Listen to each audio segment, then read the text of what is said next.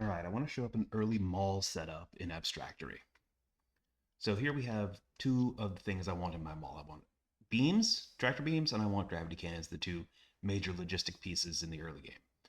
And this setup here is constrained in such a way that these buildings will not get overflowed with new incoming stuff. So we have these three chests.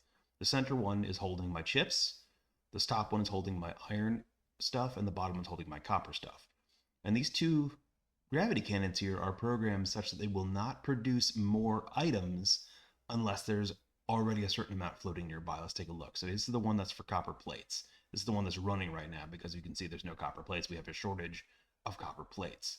So you can see in the network, it's only going to output copper plates if there's less than two floating nearby. And you can see there's none, so that one's active. If I go ahead and I put in a couple of copper plates into the inventory here, let's go ahead and put in a whole bunch.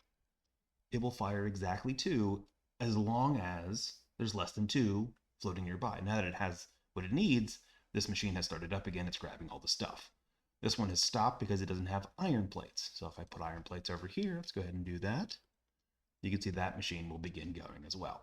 So even though it didn't have all the pieces that it needs, the way that you can wire up your cannons to only shoot if there's a certain amount nearby allows the machine to keep running, and your buildings will not get clogged up with stuff floating every which way around you.